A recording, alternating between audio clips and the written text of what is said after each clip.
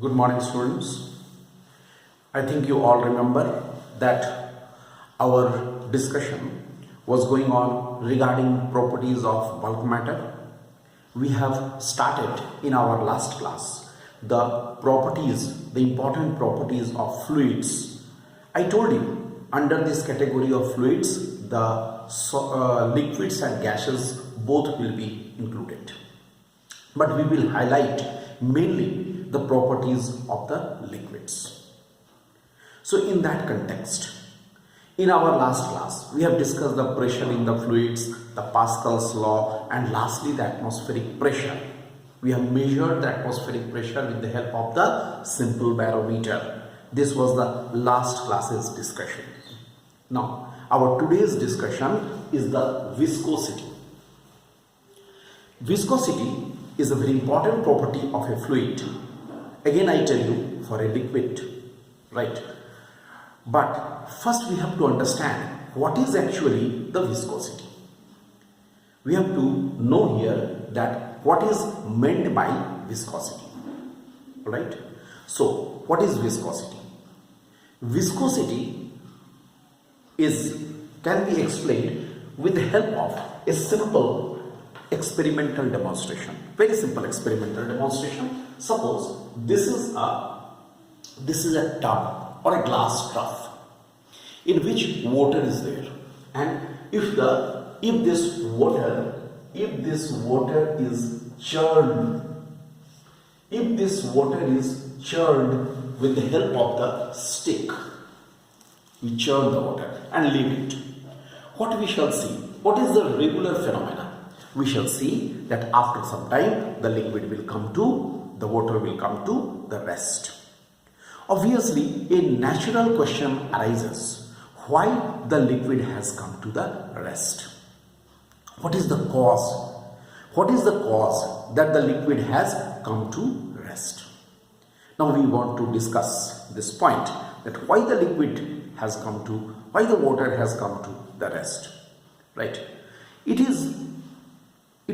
can be said that when the liquid is moving inside this trough, then an opposing force is definitely acting, which is resisting the motion of the liquid, and ultimately it is coming to the stop. This resisting force, known as the viscous force, which is called the viscous force, the force which is coming into existence due to the viscosity, that is called the viscous force. So this viscous force its degree is different for the different liquids. Obviously, for water it is very small, for glycerin it is very high, like this, but it is an opposing force. So what we can say, viscosity is the property of the fluid. Okay, viscosity is the property of the fluid by virtue of which the motion of the liquid or the motion of the fluid is opposed. The motion of the fluid is opposed. And how it is opposed? The motion of the fluid is opposed, and it is opposed due to the forces acting between the different layers of the fluid. Mind this motion is opposed due to the forces in between the different layers of the fluid, which this force is known as the viscous force. So viscous force is acting where? In between the different layers of the fluid. This is actually the viscosity. It means that due to this property of the viscosity only, the motion of the fluid or the liquid is opposed. Okay, I want to make it more clear.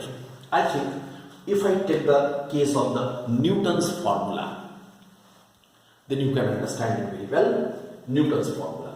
Let us consider a tube. This is the wall of the tube. I have considered the half of the tube. Okay, half of the tube. Because we are watching how the liquid is moving in it. A liquid is flowing through this, suppose. Through this. Right? Slowly a liquid is flowing through it. What happens? This liquid is supposed to be made up of a number of layers. I hope you can see these layers. We have shown these layers. One more thing I have shown. The layer which is very near to the wall has the minimum velocity. These arrowheads are actually indicating the direction and magnitude of the velocity. Direction of the velocity and this length of these arrows are indicating the magnitude of the velocity. So very easily we can say the layer which is adjacent to the wall has the minimum velocity, and along the axis of the tube, the layer which is along the axis of the tube, okay, has the maximum velocity. तो minimum velocity किसका है? Minimum velocity is for this, and maximum velocity is here along the axis. Now let us consider any two layers having the velocities v and v plus delta v, right, which are at the distances x and x plus delta x respectively from the wall of the tube. So we are considering the two layers at the distances x and x plus delta x having the velocities v and v plus delta v respectively. Actually, it was proposed by Newton, famous scientist. All of you are familiar with this name. So what happens? What happens here? Newton suggested that the viscous force acting in between these two layers under consideration will depend upon which factors? It depends upon number A. It is directly proportional to A, and it is directly proportional to delta V by delta X. What is A? A is the area enclosed by layers. Layers means which layers under consideration, and this is the velocity gradient of these layers, means the layers under consideration. Then we have F is directly proportional to A into delta V by delta S, and Newton said F is equal to, obviously, a proportionality sign. It is the symbol for proportionality, constant of proportionality, into A into delta V by delta X. Here is a minus sign. I write here a minus sign. Look at this very clearly. Minus sign. Okay. Here, negative sign indicates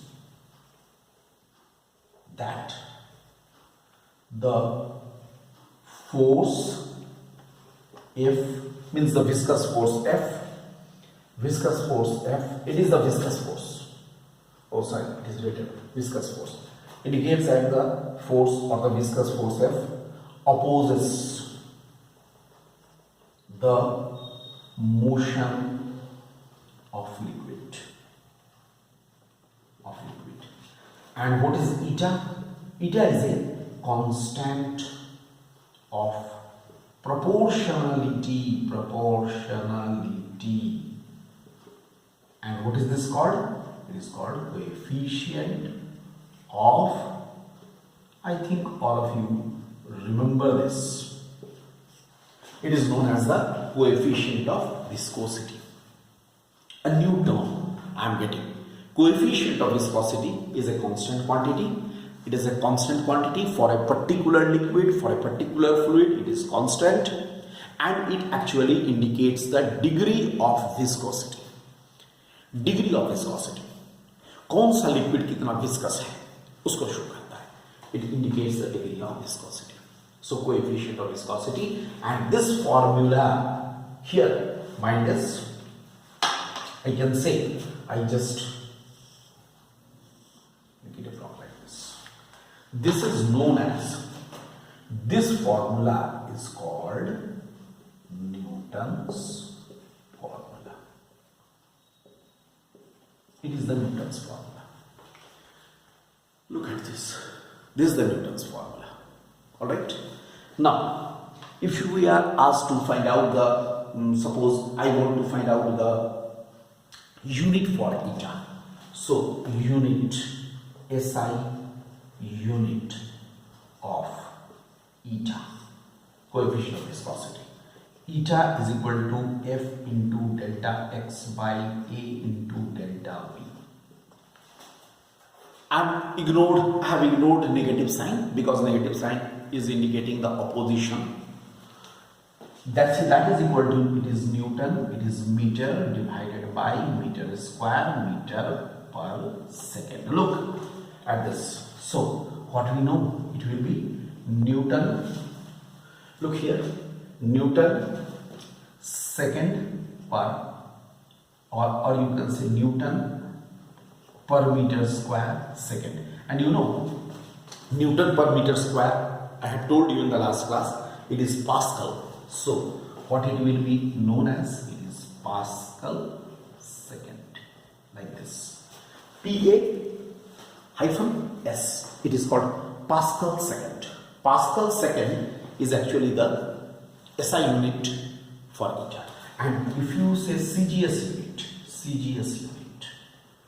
then it is how much?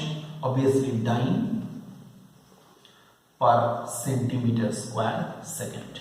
Okay, which is also known as, it is known as POISE, poise. Dyne per centimeter square second. This is also known as poise. Mind this, if in any numerical the unit is given to be poise, then it is the CGS unit. Mind this, poise. Poise is actually, it is after the name of a scientist, Poiseuille. Poiseuille is the name of the scientist. After his name, this unit has been established. Alright.